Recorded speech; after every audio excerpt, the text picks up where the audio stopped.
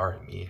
It is mid-August, and I've just finished reading Madeline Langle's A Wrinkle in Time. A Wrinkle in Time is the first in the quintet. There's 5 books that are a part of this. I read this book in the 6th grade with Mrs. Strayer, Jane Strayer. And then when I was substitute teaching, I had a huge break and I finished the book that I had brought. And so I read like half of this because it was just in the classroom. And then I finally fully read through it today.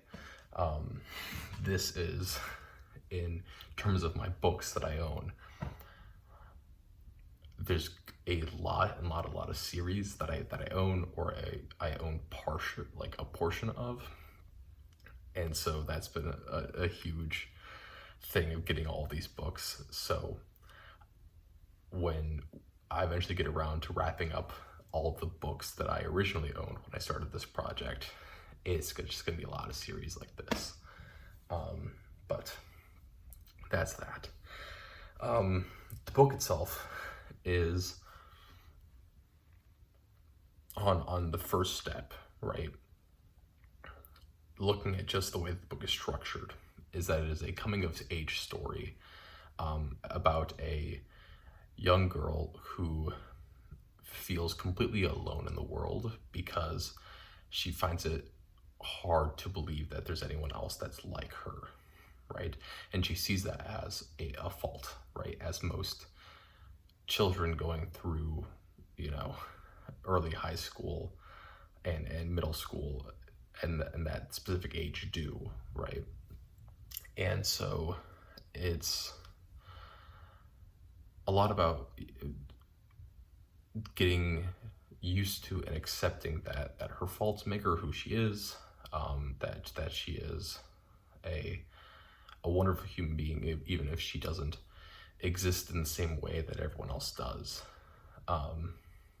And it's, in that sense, it's very, very, solid messaging, right? You have Calvin O'Keefe, who is this non-family member, really the only non-family member that's really important to the story. And his deal is, right, that he's had this troubled upbringing, but he also is very tall, and so, he's forced into doing certain sports and certain things. And it's a lot about him on his portion learning to take independence and responsibility and be a leader, but also to use these other gifts that were not necessarily wanted to be used in a proper way by those around him. And then you have Charles Wallace, who is the youngest, is Meg's younger brother, who's the main character, Meg. Meg's younger brother, who is 5 and is this incredibly intelligent person, but it feels weird because he's 5 years old, right? And that's, his story going through it. And that's really like the surface level. It's a coming of age story.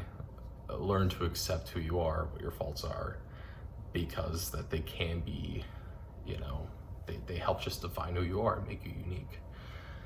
On the other hand, this is, and I believe the whole series is like this. I've never read any of the other books in the series, but I believe the whole series is like this, is that it is a very large allegory, metaphor for the struggle between capitalism and communism.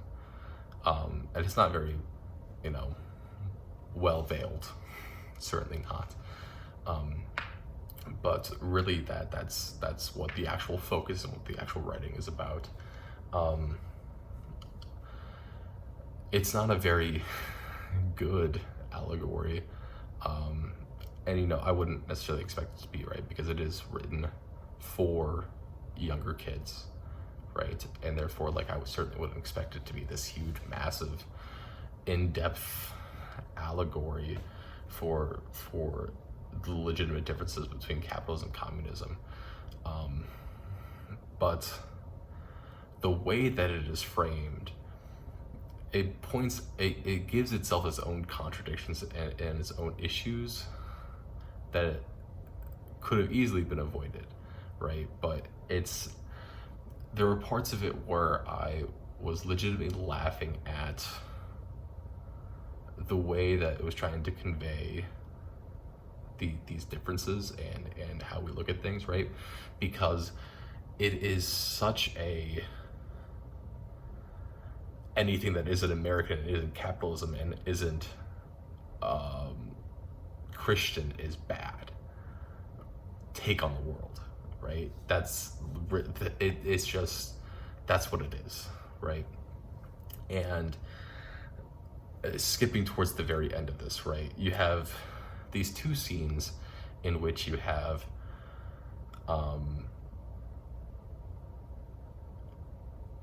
them living in the communist planet, and then you have one scene where Meg is on this new planet that they've just gotten to, and Meg rightly points out, like, there's the same issues that are going on here, right? Of where it's both groups are asking for implicit trust.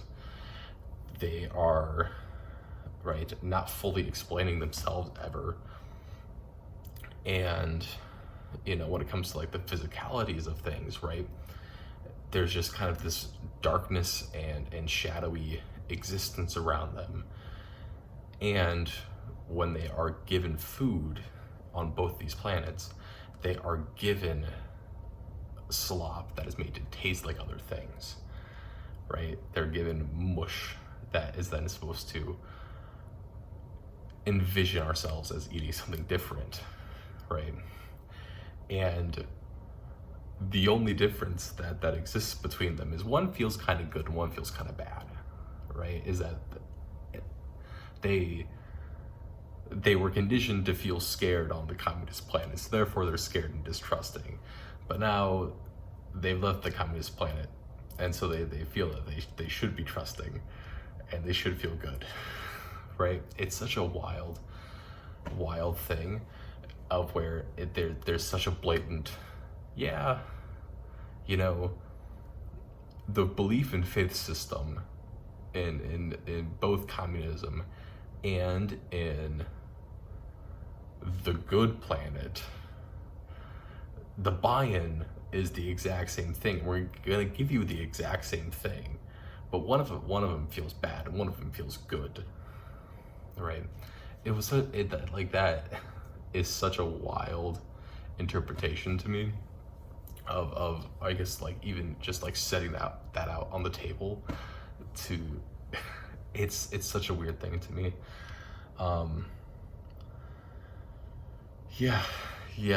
Right. I'm trying. There's also like this huge ongoing issue, right, in which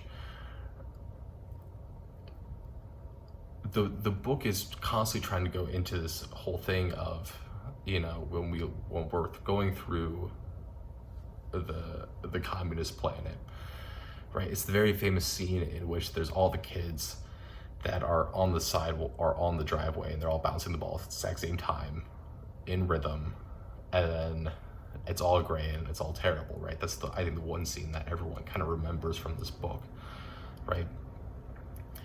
But what they've literally just described is a basic suburban neighborhood, right? Which is the foremost example of capitalism in the world, but because we made it gray, it's suddenly communist, right?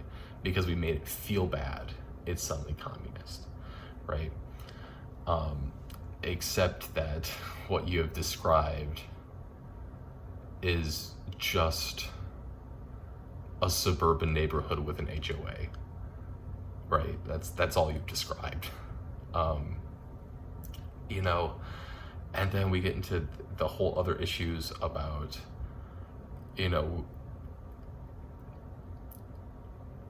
the constant going back to, we need to celebrate our differences, we need to celebrate all of these things. We need to find a happy medium within everything.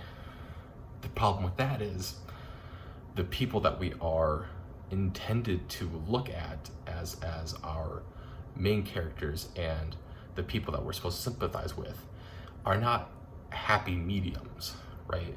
They are incredibly extreme in who they are, right?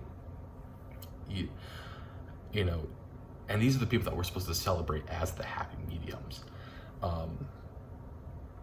Right? You have someone like Charles Wallace, who is this incredible genius at such a young age, and very clearly, according to everyone else, is well above and beyond anyone else's comprehension for what his mind can do. You have Meg, who is this embodiment of horrible, horrendous, growing pains through puberty, right? But is also extremist on the other end with academics, in which he's this complete math wizard and math, but cannot do any sort of English. You have someone like Calvin, who is incredibly gifted in being able to communicate and talking things down and talking things through, and also immediately adapting to other situations, right? And it's so far above and beyond what you would expect anyone to do. And then you have, and then he's also a genius because he's 14 and a junior in high school, right? And then you have the parents, right, who are PhDs multiple times over. You have the dad, who is, this more or less embodiment of the aloof scientist that doesn't take care of himself all that well, but is clearly a genius. And then you have the mother, who's is constantly described as, not only this incredibly intelligent person, but also this incredibly beautiful person, right, by everyone around her besides herself, right? And these are the people that we're supposed to envision as the good people in the happy medium stories, right? If we are going to celebrate the happy mediums and, the celebrating of that we need to be celebrating everyone and not weeding anyone out because of the way that they act, we should be celebrating the twins, who's only there for, they are comfortable with complete averageness in school. They do things that other people do, but they do it for fun. They don't do it because they feel like they have to, right? That's the happy medium portion of things, right? And then you have people like, like Calvin's mom, who in the one scene that she's is seen as this a controlling, abusive adult and parent who is raising kids in squalor, right? But if we're to believe what the rest of the messages are, right, we should also be celebrating and accepting that person, right, that abusive, controlling person, because we're not supposed to invalidate anyone, right? And that's like, it just doesn't make sense of what's being presented to what happens when you look any further than 1 inch below the surface, right? Right. I can't say I'm super excited to read the rest of the series, but I'll read them. It's just such a weird analogy of things, right?